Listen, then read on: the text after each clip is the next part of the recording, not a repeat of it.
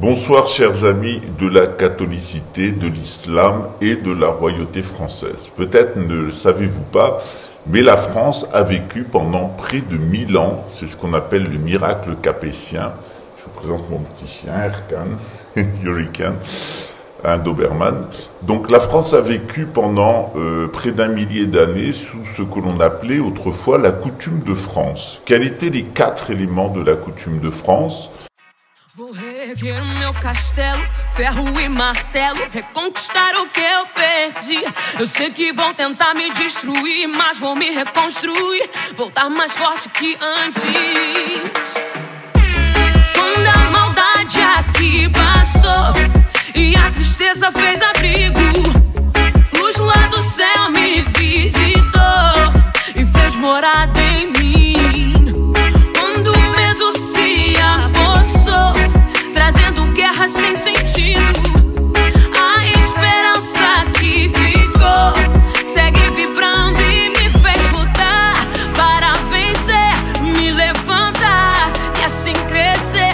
Punhos cerrados, olhos fechados, eu levanto a mão pro alto e grito: vem comigo que é do bonde pesadão.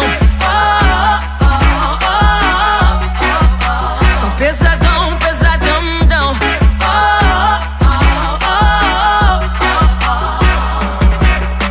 Erguendo os meus castelos, vozes e ecos, só assim não me perdi. Sonhos infinitos, vozes e gritos, pra chamar quem não consegue ouvir. Um engenho novo pra Austrália, pronto pra batalha, cabeça erguida sempre pra seguir. Se tentarmos parar, não é bem assim, ficaremos mais bem fortes do que antes. Bonjour les amis, j'espère que vous allez bien. Je suis Pascal Truffingui, la Macunzong, et aujourd'hui je fais un appel solennel aux forces françaises de l'intérieur et de l'extérieur en exil. On a toujours peur de dire un mot, de peur que ça soit mal interprété, on ne sait plus parler franchement. Aujourd'hui, dans le cadre du civil, des fois je suis confronté à des gens qui me disent « mais arrêtez de me parler avec agressivité ». Et je leur dis « je ne parle pas avec agressivité, je parle normalement, j'ai toujours parlé comme ça ». Donc je vous dis ce que je pense. Voilà, que ça vous plaise ou que ça vous plaise pas, je vous dis ce que je pense. J'ai arpenté les contrées du monde pendant des années.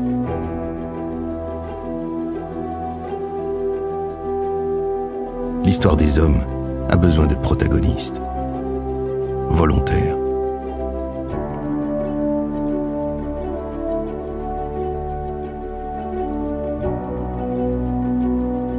Aujourd'hui, je continue à sillonner la terre,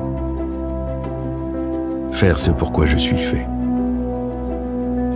Porter le fer, porter la paix, vivre.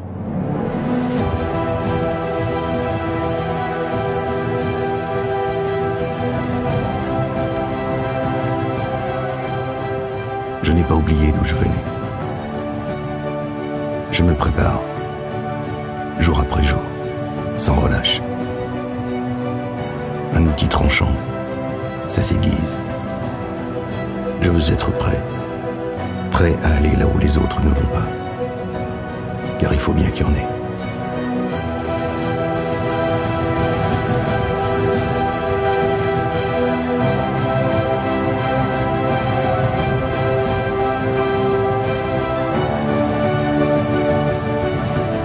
Je suis le 8.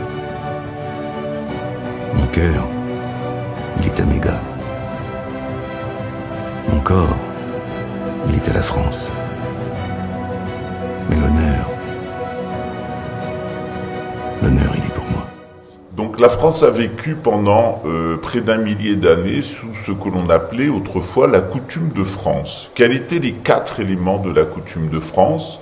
Ces 4 éléments, c'était d'abord la protection des Juifs pour leur donner le temps de se convertir. Donc ils n'étaient pas persécutés, mais on leur interdisait évidemment un certain nombre de déviances communautaristes, notamment l'abus du prêt usurier, certaines formes de médecine qui pouvaient paraître dangereuses et contraires à l'Esprit Saint, les avortements, évidemment, un certain nombre de pratiques médicales, et on leur interdisait de posséder des propriétés afin qu'ils ne réduisent pas en esclavage les personnes, ce qu'ils ont largement fait ici sur le continent américain, puisque les Juifs du continent américain, portugais et anglais et hollandais, ont déporté les pauvres Africains par centaines de milliers afin de les exploiter à mort, quelquefois même jusqu'à l'extermination, sans compter les personnes qui sont restées dans le ventre de l'Atlantique, et paix à leurs âmes.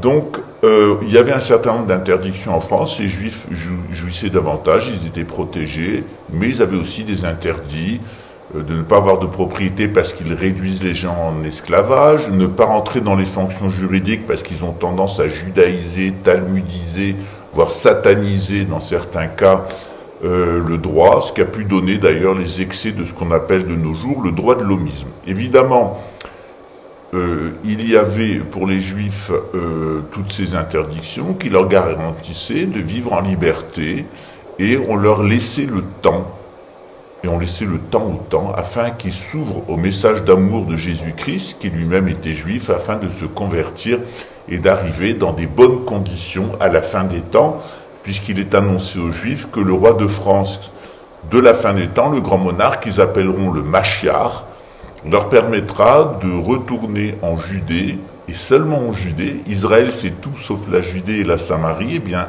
c'est exactement le contraire de ce que fera le grand monarque, c'est qu'il amènera la destruction de l'État amorite d'Israël, la fin du sionisme, la destruction du sionisme.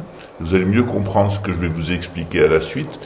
Et évidemment, il rétablira les Juifs dans le royaume de Judée. Les Juifs qui sont dans d'autres pays et qui ne veulent pas retrouver ce beau projet, eh bien, ils seront persécutés, la plupart seront éliminés. D'ailleurs, parce que la plupart des Juifs en question ne sont pas des descendants des tribus d'Israël, comme les Palestiniens, mais sont des descendants des Amorites, et en particulier de l'ethnie des Khazars.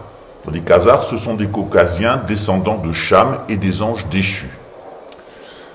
Donc la coutume de France protégeait les Juifs, elle protégeait aussi les homo-affectifs. Pourquoi? Eh bien parce que l'homo-affectivité, contrairement à l'homosexualité ou l'homophobie, qui sont deux pathologies, la Bible, mais aussi un certain nombre de règles initiatiques interdisent le coït anal avec éjaculation. Tu ne prendras pas un homme comme on prend une femme, et donc c'est la condamnation de l'homosexualité passive avec éjaculation, comme à Sodome, qui est un acte de soumission et d'envoûtement.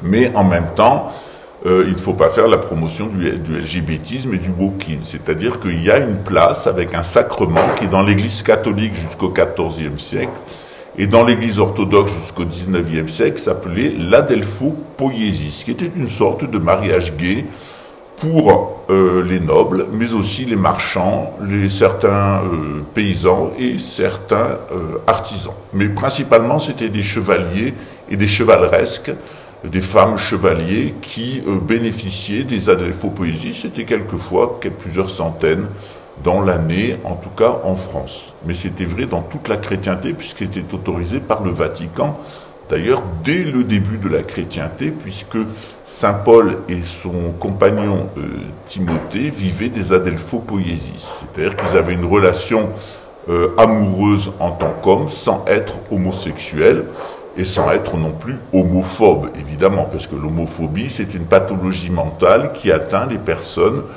qui ont peur elles-mêmes d'être homosexuelles et qui entendent l'interdire aux autres puisqu'elles l'interdisent à eux-mêmes.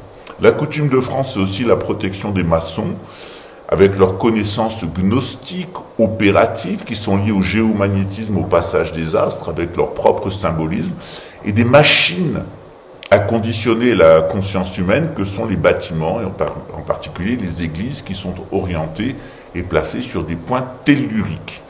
Évidemment, la coutume de France, c'est aussi un accord politique avec l'islam, ce qui écarte l'islamophobie, qui est une pathologie mentale. On a peur des musulmans de manière complètement déraisonnable, sans argument logique, pour des principes, souvent des oppositions culturelles de surface, des personnes qui souvent ne comprennent pas l'islam et ne comprennent pas plus la catholicité. mais ce sont en réalité des gens qui sont de culture musulmane, qui vont s'offenser de personnes de culture catholique. Mais ils ne sont pas véritablement catholiques, ils ne sont pas véritablement musulmans, ils sont ambiancés culturellement et donc assez intolérants, ou en tout cas pas en capacité de comprendre la tradition des autres. On a évidemment un lien politique depuis Charlemagne, entre le monde musulman et le monde chrétien, en particulier la couronne de France, dont le plus grand allié a été l'Empire ottoman, ce qu'on appelait autrefois les Turcs, qui étaient très à la mode. Rappelez-vous à l'école, quand vous avez étudié Molière, qui nous parlait du grand Turc, du grand Atatürk. C'était la mode des turqueries. Donc dans ce contexte-là, nous avons une coutume de France. Cette coutume de France, elle est portée par le roi de France, et il est de coutume, depuis Clovis, que les rois de France aient une succession de père en fils. C'est ce qu'on appelle la primogéniture mâle. Il est aussi prévu que les rois de France ne disposent pas de leur royaume, ils ne peuvent pas le vendre, ils ne peuvent pas l'aliéner à des usuriers, ils ne peuvent pas non plus le céder à un autre monarque, et le royaume est complètement indisponible dans leurs mains. Il y a un certain nombre de règles qu'on appelle les lois fondamentales du royaume. Donc je vous explique tout ça sur ma chaîne. J'ai deux chaînes, une première chaîne qui s'appelle La fin des temps GPTV avec Pascal Tréfingui, et une autre chaîne qui s'appelle Archive La fin des temps GPTV avec Pascal Tréfingui. J'ai appelé mes chaînes GPTV parce que mon nom simple c'est Pascal Guillemot, GPTV. Voilà. C'est aussi un jeu de mots par rapport à mon passé de ce qu'on appelle au Brésil les garotos de programma. Voilà. Donc, les personnes qui me connaissent bien connaissent mon passé dans le renseignement militaire notamment, et puis donc mes activités professionnelles qui expliquent ce titre. La fin des temps, tout simplement parce que nous parlons de la fin des temps. En tout cas, la fin de ce temps. Donc voilà la coutume de France. Face à la coutume de France, qui avons-nous? D'abord, nous avons des gens qui sont progressistes. Et ce progressisme, il n'a pas seulement affecté la noblesse avec le scientisme et ce qui a donné la méthode scientifique, il a aussi affecté le clergé qui s'est mis au progressisme. Ce progressisme, il a donné le protestantisme, et ce protestantisme a influencé la réforme de Vatican II. Cette réforme de Vatican II, il y a d'abord eu une réforme de Vatican I qui était déjà pas mal luciférienne au XIXe siècle, mais la réforme, c'est le ralliement de l'Église catholique à la République, ce qui était une trahison, une apostasie. Et ensuite, le clergé s'est rallié directement au projet de nouvel ordre mondial, c'est ce qu'on appelle Vatican II, qui a été voulu par la Lucifer Trust, sous une menace d'ailleurs atomique. Laurent Glosy explique très bien ça dans son ouvrage sur la disparition de la catholicité et l'apparition de Vatican II. Donc, notre groupe, qui est composé de musulmans, je suis moi-même musulman, mais aussi de catholiques, est un peu particulier. D'abord, les musulmans en question sont aussi bien chiites que sunnites, mais ils s'intègrent dans des voies initiatiques qu'on appelle des tariqas.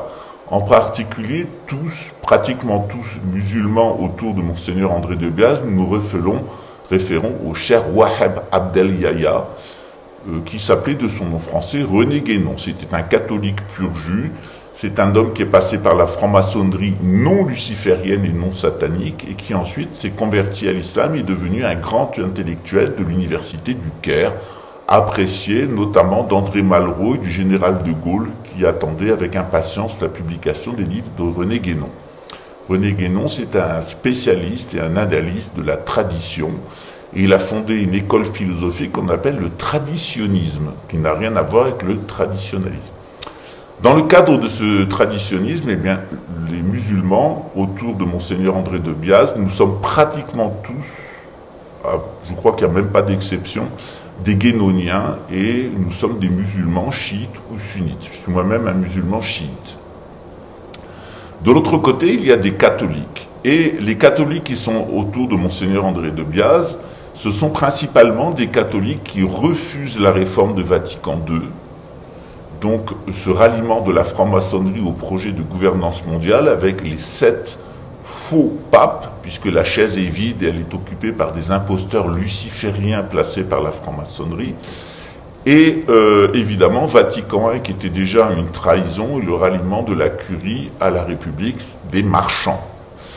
Et ce ralliement de Vatican I de la République des marchands, elle n'a pas plu à un certain nombre de catholiques. Et il y a un certain nombre de catholiques, constatant que l'Église elle-même était schismatique, qui sont restés dans la lignée traditionnelle, avec la messe en latin, dans le bon sens, etc., avec les prières anciennes, etc., et qui n'ont pas accepté les réformes du 19e siècle avec le ralliement à la République, qui reste royaliste, qui n'ont pas accepté Vatican II avec le ralliement au protestantisme, c'est ce qu'on appelle l'école du Rhin, qui était portée notamment par Benoît XVI, Monseigneur Ratzinger, un Allemand, et actuellement Vatican III, qui est porté par la nouvelle réforme proposée par l'antipape ou le faux pape François, qui propose d'ailleurs de reprendre toutes les thématiques du nouvel ordre mondial. À Fatima, il est allé jusqu'à dire que Klaus Schwab,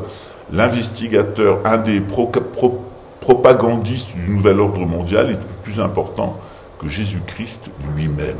On le laisse libre de ses propos. Il a même proposé que toutes les religions soient fondues par une intelligence artificielle dans une nouvelle religion universelle basée sur les lois noachides créées par la secte russe Chabad Lubavitch, qui est le mentor de Poutine, de Trump, aussi de Netanyahou, de Bolsonaro, de Mélis et bien d'autres hommes politiques, en sachant que cette secte est impliquée dans la pédocriminalité, le narcotrafic, la corruption bancaire et différents chantages sur des personnalités.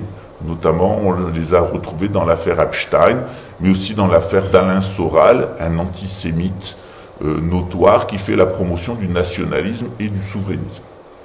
Donc, dans ce contexte-là, il est bien entendu que les gens qui adhèrent à l'apostasie du Vatican, à Vatican II ou à Vatican III, nous critiquent.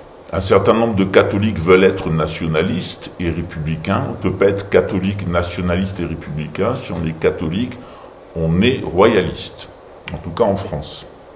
D'autre part, certaines personnes qui se sont ralliées à Vatican II, certaines personnes ralliées à Vatican III.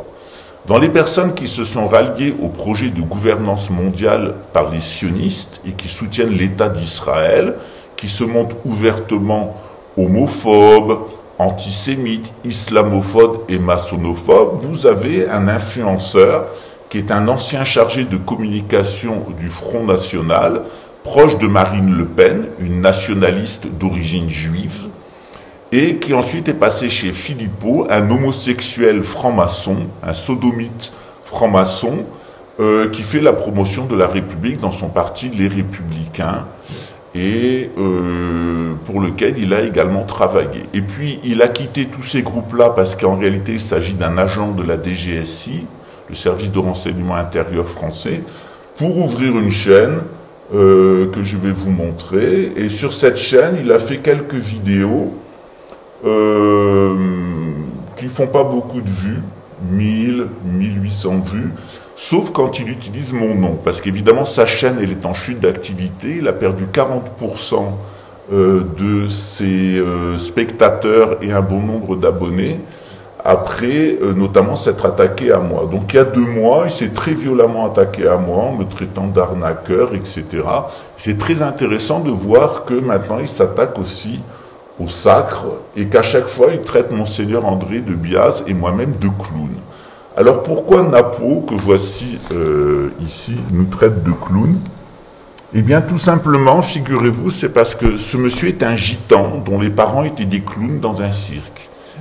Il vient d'une lignée familiale de clowns, et il a décidé d'apostasier la tradition gitane avec son propre christianisme pour rentrer dans Vatican III et être un adepte du luciférien et du sataniste François, qui est impliqué dans de vastes affaires de pédophilie ici en Amérique du Sud, notamment en Argentine, puisqu'il est cité dans beaucoup d'affaires de pédocriminalité. Donc, dans ce contexte-là, il n'est pas étonnant que parmi toutes les attaques qu'on reçoit, il y en a très peu. On trouve surtout des adeptes du Rassemblement national, 2 étrangers, un Chinois et une Espagnole, qui ont voulu m'offenser et offenser Monseigneur André, qui est devenu Henri V de la Croix, et ce personnage qui est un agent de la DGSI, mais qui est un gitan, qui a apostasié sa religion pour rentrer dans le luciférianisme de Vatican III, être un adepte de François et donc de Vatican III, du luciférianisme et du satanisme, ce que la Bible appelle dans l'Apocalypse de Saint Jean la grande prostituée. Donc c'est un adepte de la grande prostituée. À ce titre, il produit des vidéos qui ne sont pas de lui. Aucune de ces vidéos sont de lui. On a demandé à un analyste d'analyser ces vidéos, et l'analyse a été faite donc, par des moyens informatiques, mais pas une intelligence artificielle, par des moyens informatiques, puisque nous refusons d'utiliser l'intelligence artificielle sur cette chaîne à la demande du roi. Et il est apparu que 96% de ces programmes et de ces informations étaient en réalité une dictée de l'intelligence artificielle. Donc il choisit un sujet, il interroge ChatGPT ou Copilote, qui est sa version gratuite, et l'intégralité de ces déclarations sur la chaîne sont en fait une récitation de ce qui est écrit sur ChatGPT. Et d'ailleurs, quand on l'amène sur un sujet qui est très peu traité ou mal traité par l'intelligence artificielle, eh bien, il fait les mêmes erreurs de jugement. Donc, on est face à un imposteur qui s'appuie sur une intelligence artificielle avec tout son côté satanique et luciférien au service de l'antéchrist et de la gouvernance mondiale, et qui, parce qu'il est un adepte du luciférianisme et du satanisme du Nouvel Ordre Mondial et de Vatican III, évidemment, s'inquiète un petit peu de notre arrivée au pouvoir. Donc, il est clair que la grande prostituée, c'est l'Église catholique dans l'Apocalypse, qu'elle s'est associée avec la synagogue de Satan. Vous avez tout à fait compris qui est la synagogue de Satan.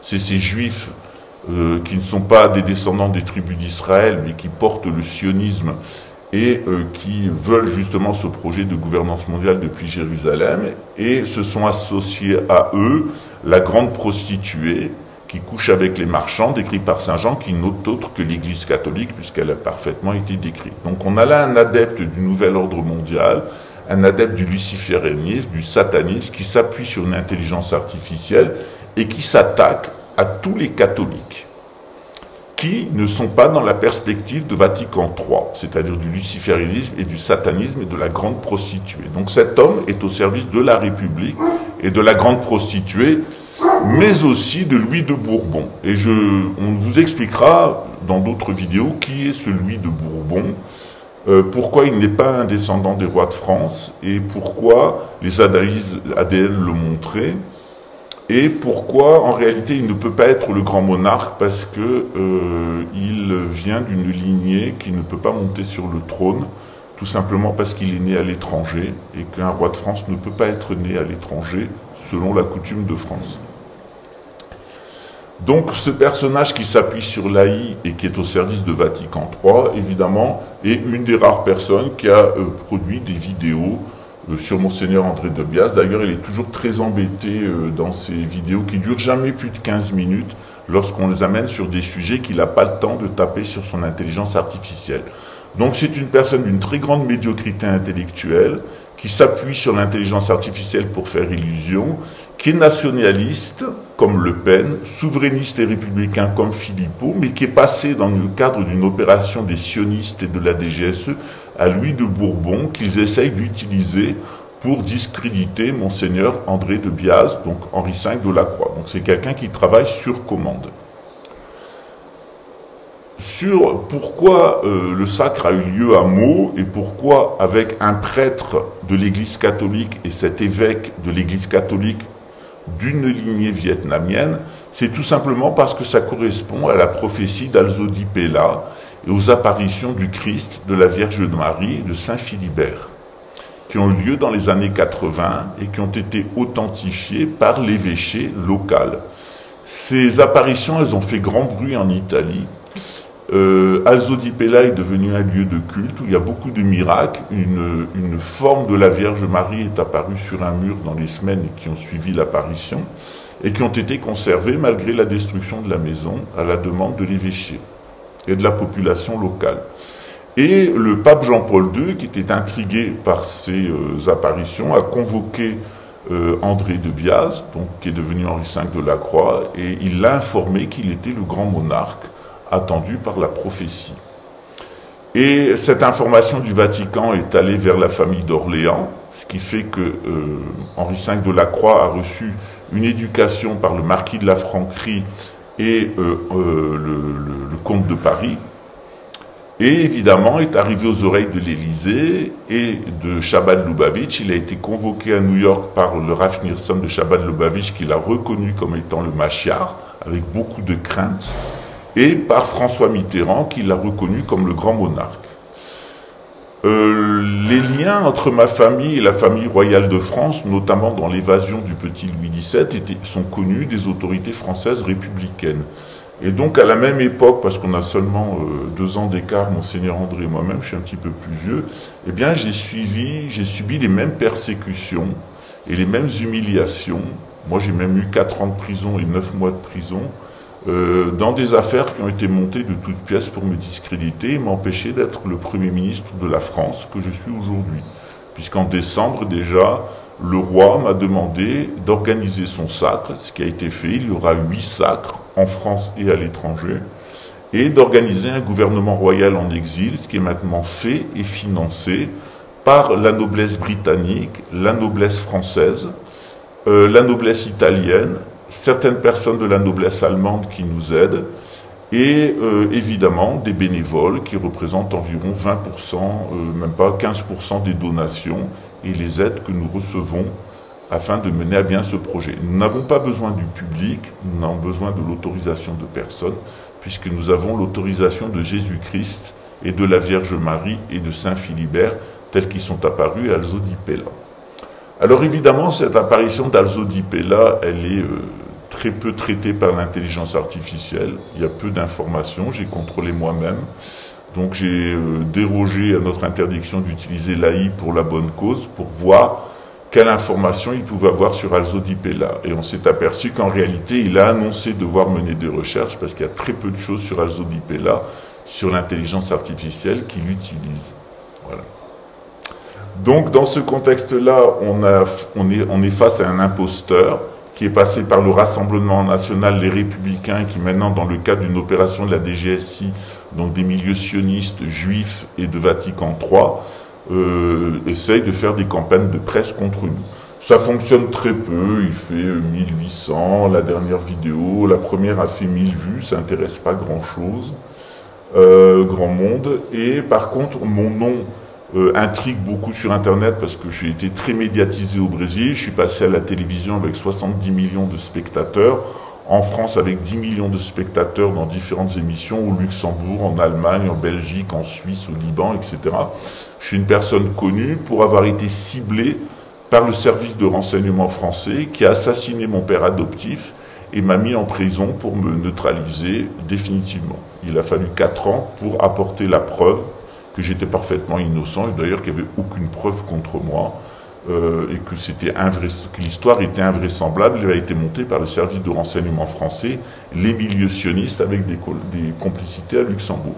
Et c'est sur intervention de la famille grand-ducale que toute l'enquête a été reprise et que j'ai pu être innocenté, sur intervention de l'archevêché de Luxembourg et de la famille grand-ducale, parce que les policiers et les juges ne voulaient pas respecter le droit.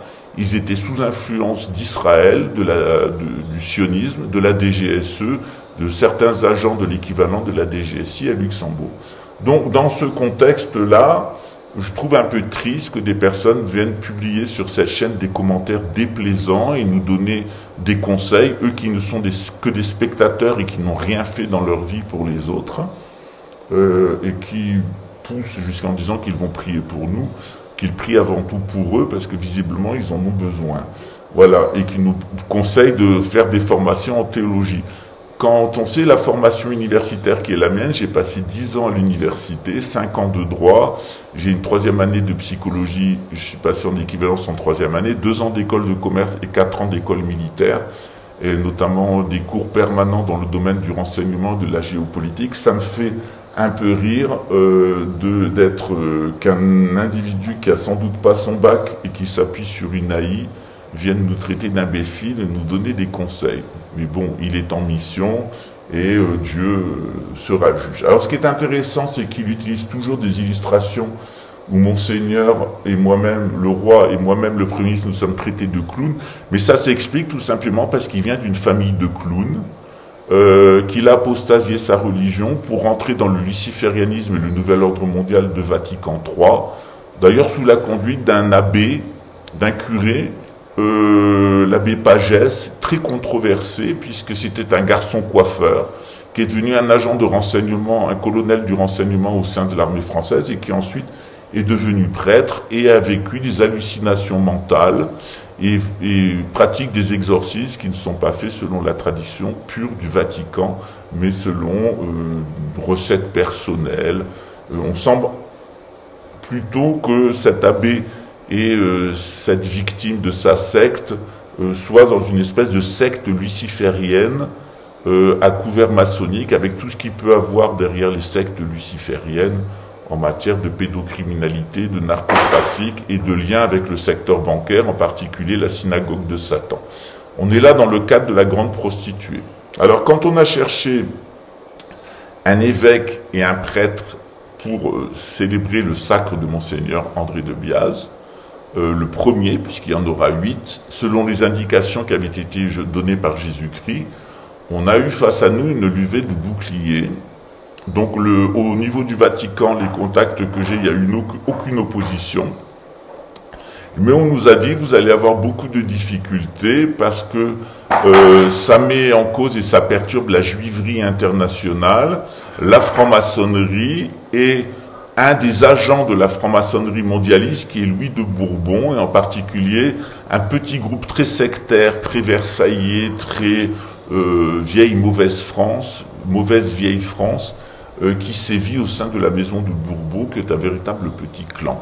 On remarque d'ailleurs que Louis de Bourbon ne s'est jamais pressé pour aller à des commémorations, pour répondre aux courriers qui lui étaient envoyés, etc., ni rencontrer les Français. C'est un banquier qui vivait au Venezuela, qui a épousé la femme du plus gros banquier du Venezuela, et qui actuellement vit en Espagne, voilà, où il mène des affaires, salle de sport, etc. Donc quelqu'un qui est bien éloigné de la préoccupation des Français et qu'on a vu d'ailleurs porter le cercueil de son arrière-grand-père Franco, le général Franco, avec toute la connotation qu'il y a derrière ce personnage. Donc évidemment, vous avez dans Napo quelqu'un qui travaille pour la DGSI, pour Vatican III et pour l'arrière-petit-fils du général Franco. Évidemment, c'est un nationaliste qui était proche de la juive Le Pen, c'est un souverainiste qui était près du républicain sodomite Philippot, et qui maintenant est utilisé pour faire de l'ambiancement en faveur de Louis de Bourbon, et surtout pour nuire à Henri V de la Croix, et accessoirement à moi-même. C'est d'abord attaqué à moi, ensuite il s'est attaqué. Alors c'est un pauvre personnage, hein, il souffre d'obésité morbide, de myopie, il est fort laid, il est en train de se dégarnir, et basé sur une intelligence artificielle, avec le regard très bas qui montre son manque d'intelligence. C'est d'ailleurs le fils d'une famille c'est l'héritier d'une famille de clowns. Donc à partir du moment où il a quitté cette famille de clowns pour se croire un Français, parce qu'il est d'origine espagnole, et se croire un catholique, alors qu'il est dans un luciférien de Vatican III, il était normal que par l'inversion accusatoire des milieux sataniques, il accuse les personnes qu'il n'aime pas ou qui le dérangent de clown. En réalité, le clown c'est lui, sauf qu'il n'est même pas capable d'assumer sa tradition familiale et d'être lui-même un clown, et qu'il a décidé d'être plutôt un pantin, le pantin de la DGSI, des milieux sionistes, de la Lucifer Trust, de Vatican III et de Klaus Schwab. Donc ne vous laissez pas perturber par les élucubrations de ce personnage. Et les déclarations. D'abord, c'est quelqu'un qui n'a pas de formation en théologie, qui a sans doute même pas son bac, qui n'a pas de formation en théologie, dont on ne connaît pas d'emploi, qui n'a pas fait de déclaration fiscale d'impôts ces dernières années. Donc on se demande un peu de quoi il vit. Alors il a quand même la vue un peu basse, il est quand même très laid, il n'a pas l'air très propre. Il a un drôle de collier autour du cou. Il se dit catholique et ayant été converti seulement depuis quelques années. Et en s'appuyant sur une intelligence artificielle, il donne des leçons de catholicisme à toutes les chaînes catholiques, en traitant par exemple Cyril de christocentré et bien d'autres youtubeurs qui sont dévoués à la Vierge Marie, au Christ et à la véritable catholicité, qu'il attaque systématiquement pour les dénigrer, se mettre en avant, puisque visiblement il a envie d'être le chef des catholiques et le chef des monarchistes légitimistes au service de Louis de Bourbon. Une ambition personnelle dévorante qu'il n'a pas pu satisfaire très certainement ni au Rassemblement National, ni aux Républicains, ni maintenant d'ailleurs à la Maison de Bourbon, qui d'ailleurs dit qu'elle ne le connaît pas.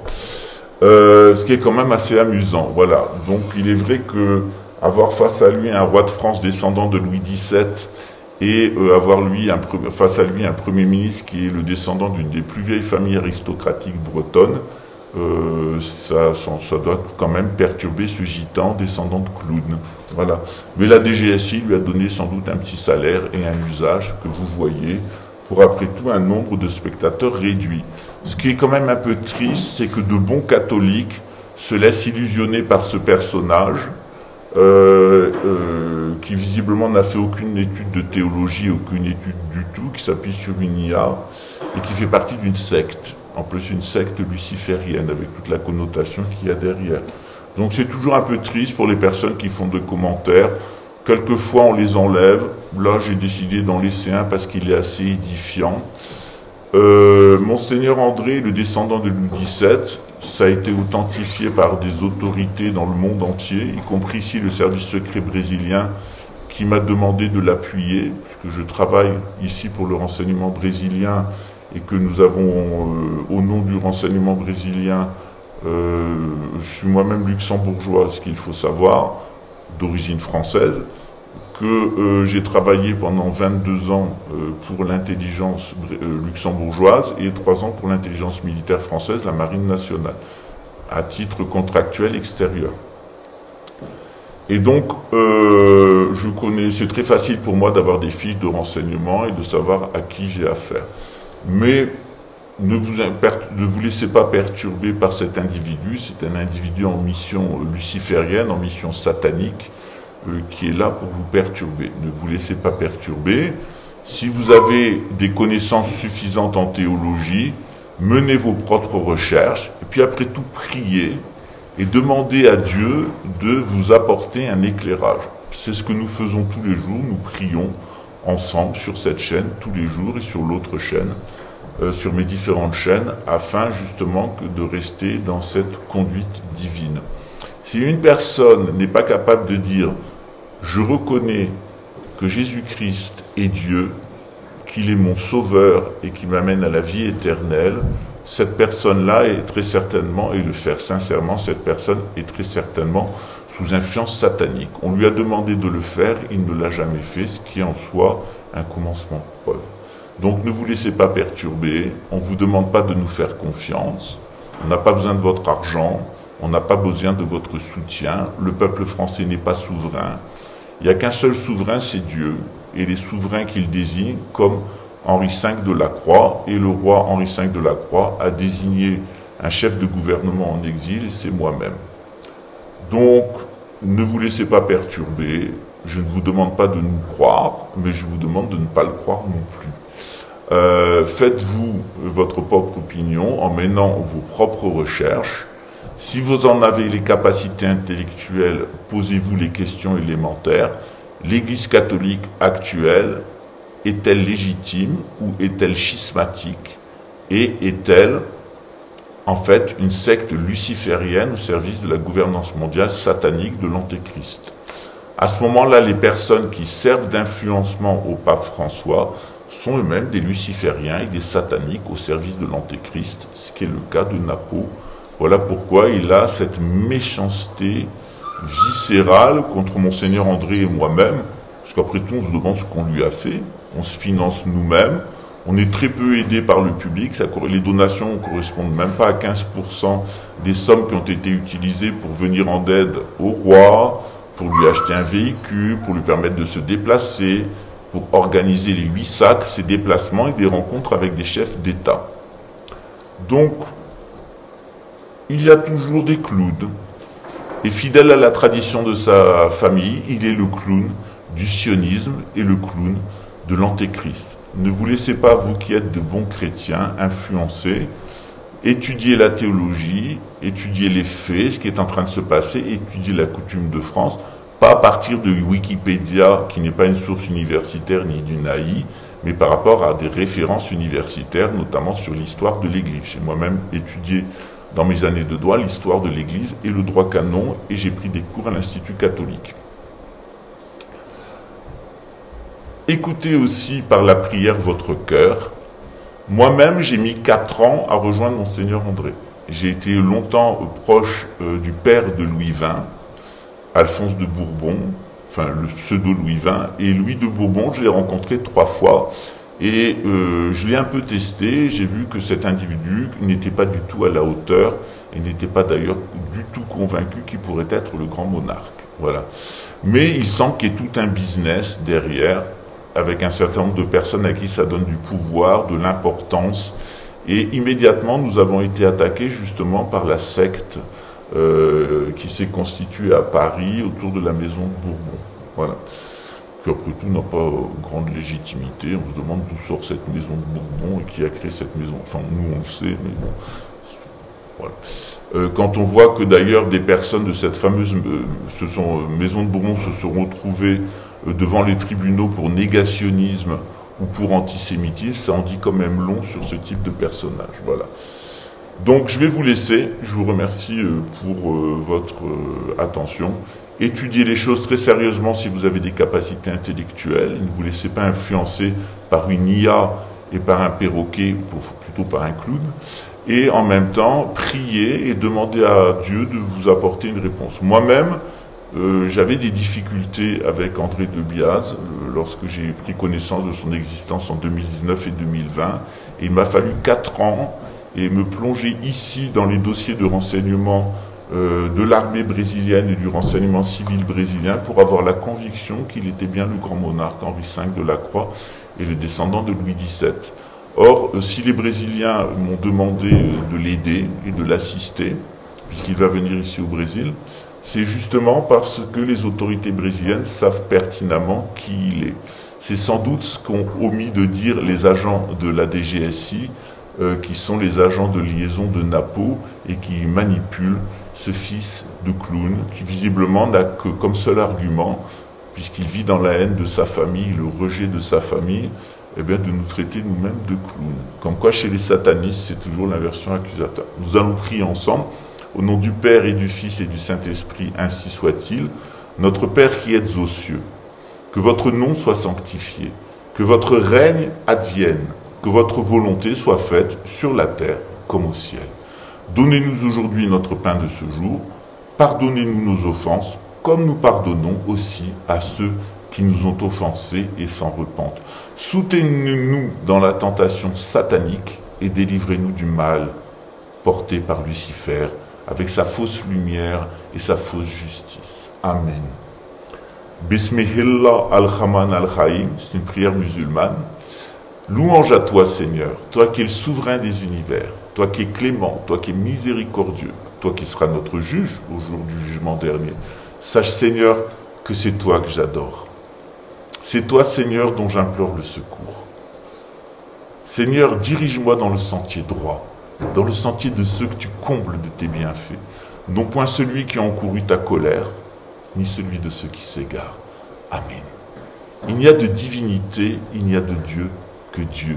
Dieu est grand, il nous a envoyé 2 prophètes légiférants, pour les Hébreux, le prophète Moïse, pour les Arabes, le prophète Mohammed, et évidemment, de la lignée de Moïse est né notre Seigneur Jésus-Christ, Dieu fait homme, et il reviendra assisté d'un homme de la lignée musulmane que l'on appelle Al-Mahdi pour délivrer le monde de l'Antéchrist. Et cette prophétie se trouve même dans l'Ancien Testament, chez le roi Ézéchias, qui nous décrit exactement la manière dont le Christ du retour tuera l'Antéchrist. Ce que je vous propose, eh bien, c'est justement de tuer le Napo qui est à l'intérieur de vous, un Apo qui est un clown, un agent du sionisme, un luciférien, un satanique, et peut-être pire, un agent de la DGSI, un être qui se croit souverain, alors que le seul souverain, c'est notre Seigneur Jésus-Christ, qui est le roi de France et qui place sur la tête des rois de France leur couronne. Et c'est ce qui a été fait, conformément à la prophétie d'Alzodipela, ce 29 mars 2025. Il y aura 7 autres sacres, dont 2 ou 3 certainement à l'étranger, un concert des Libanais, 2 auront lieu sur le continent américain, et restera donc 4 autres sacres qui auront lieu aux points cardinaux de la France, le dernier étant réalisé selon la prophétie à Reims, alors que la France aura été entièrement dévastée, y compris la cathédrale, et qu'il ne restera pour célébrer ce sacre qu'un petit prêtre venu d'Aix-en-Provence, de moins de 45 ans. Mais évidemment, ce petit prêtre qui viendra, ce simple prêtre qui viendra faire ce sacre, aura reçu pour le faire la bénédiction du grand pape Pierre II, dont certaines personnes bien informées pensent qu'il est le dernier pape de la prophétie des papes, en la personne de Monseigneur Ulrich de Luxembourg, que je salue et que je remercie d'ailleurs pour ce qu'il a pu faire pour moi par le passé, ainsi que, puisqu'il est son père spirituel, Monseigneur le Grand-Duc Henri de Luxembourg, que je salue, ainsi que la Grande-Duchesse Maria Theresa et les princes héritiers, notamment le prince Guillaume et sa femme, son épouse Stéphanie. Je vous souhaite à tous une bonne nuit. On a une très chouette famille royale au Luxembourg. En tant que luxembourgeois, je peux vous le dire. Je suis aussi né en France et ma famille est liée à la couronne de France. Et moi qui suis luxembourgeois, moi qui suis au Brésil et qui travaille ici dans le cadre du renseignement brésilien, eh bien, je suis très heureux qu'on m'ait proposé de me mettre au service d'Henri V de la Croix, de Monseigneur André de Biaz. Et je vous invite à voir des vidéos que nous allons mettre sur Monseigneur André de Biaz. Et vous allez voir qu'il n'a rien d'un clown. Il est un bon père de famille, quelqu'un qui a une vie professionnelle, qui a connu les bords HLM, mais qui a connu aussi les puissants de ce monde. Quelqu'un qui est extrêmement humble, qui est extrêmement cultivé. J'ai eu l'occasion de discuter avec Monseigneur de sujets, notamment sur la physique quantique et la cosmologie, qui dépassent complètement mes capacités intellectuelles. Je lui ai d'abord dit, Monseigneur, je n'ai pas vraiment de formation scientifique, j'ai une formation juridique, j'ai une formation militaire, mais ce que vous dites, je ne le comprends pas. Je n'ai pas les connaissances en sciences physiques et en mathématiques qui me permettraient de comprendre ce que vous me dites, mais je vous fais tout à fait confiance. Voilà. Donc, nous avons un roi. N'oubliez pas que le roi de France, il n'a pas besoin d'être un génie des bois ou un génie des villes. Le roi de France, il est avant tout un arbitre. C'est-à-dire une bonne personne qui est capable de faire qu'on puisse tous bien vivre ensemble sans subir de la méchanceté gratuite, de la haine et surtout des manipulations qui viennent de la synagogue de Satan et de la grande prostituée de Rome. Je vous souhaite une bonne nuit, puis je vous dis à très bientôt. Merci pour votre écoute. Au revoir.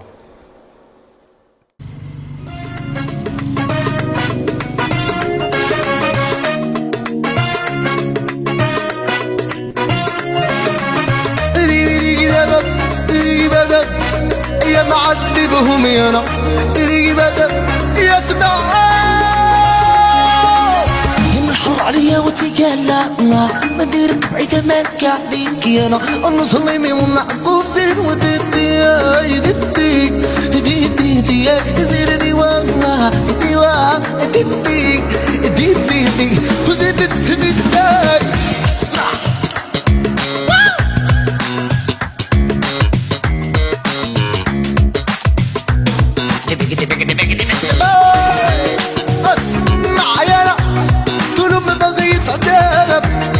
شوف اللي صار ومديرك بعيدة مالك عليك انا مديرك بعيدة مسق صاحبيك وهز الشبك الحل الزر ودير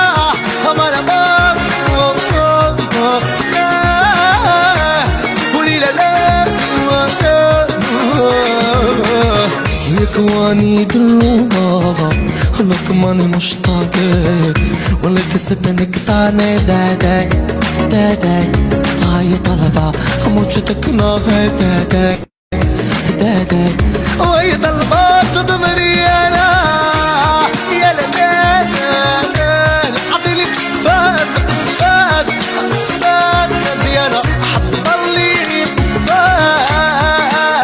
يا بدابة يا بدابة يو انا الغلطان ماشي انتي لان انتي نعرفش اللي انا انتي وحديك انتي يا ملاتي ديدي ديدي ديدي زيد ديوا ديوا يا ديدي يا وزيد دايها ما انا ما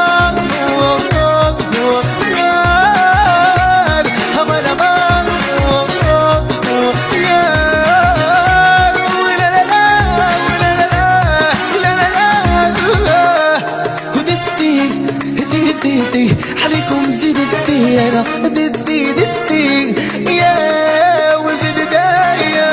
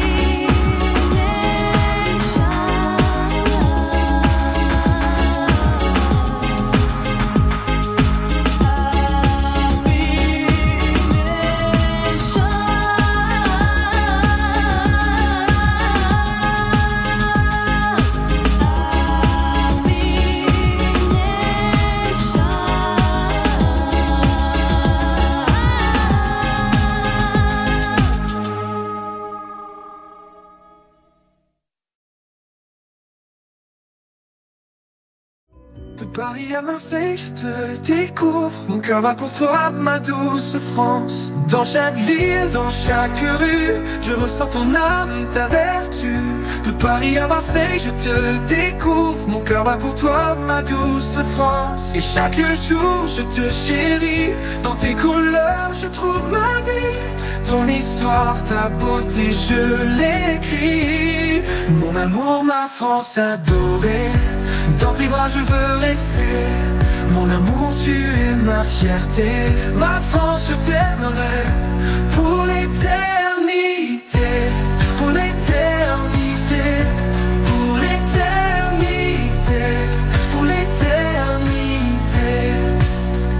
Des champs de lavande au coude d'automne, je suis envoûté, ton charme zone. Chaque coin, chaque recoin raconte une histoire, un doux refrain. Chaque jour je te chéris, dans tes couleurs je trouve ma vie. Ton histoire, ta beauté, je l'écris. Mon amour, ma France adorée, dans tes bras je veux rester. Mon amour, tu es ma fierté. Ma France, je t'aimerai pour l'éternité. Pour l'éternité. Pour l'éternité. Pour l'éternité. Pour l'éternité. Pour l'éternité. Pour l'éternité. La Seine murmure des secrets anciens. Les Alpes se dressent témoins sereins de l'histoire, de l'amour et de la paix. Pourquoi, oh pourquoi t'es si parfaite? Je vis ma vie dans ton éclat. Sans toi ici, rien ne va. Je vis comme ça dans ta lumière. Ma France, je suis fier. Et chaque jour, je te chéris. Dans tes couleurs, je trouve ma vie. Ton histoire, ta beauté, je l'écris. Ma France adorée, dans tes bras, je veux rester. Mon amour, tu es ma fierté. Ma France, je t'aimerai pour l'éternité. Pour l'éternité. Pour l'éternité. Pour l'éternité. Pour l'éternité. Pour l'éternité. Accord, murmure des secrets anciens. Les Alpes se dressent témoins sereins de l'histoire, de l'amour et de la paix. Pourquoi, oh pourquoi t'es si parfaite?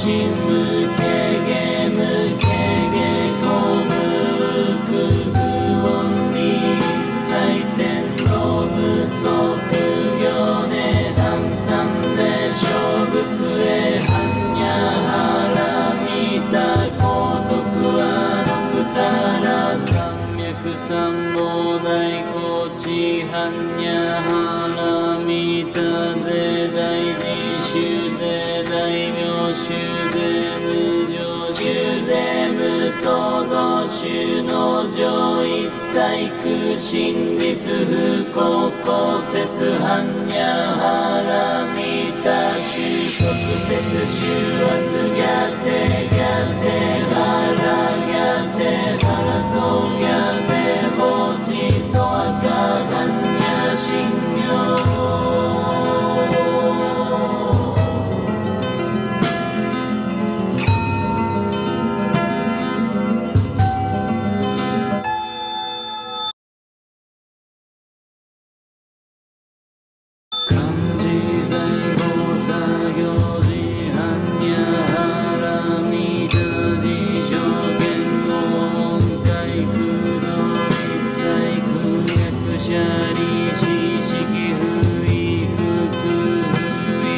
経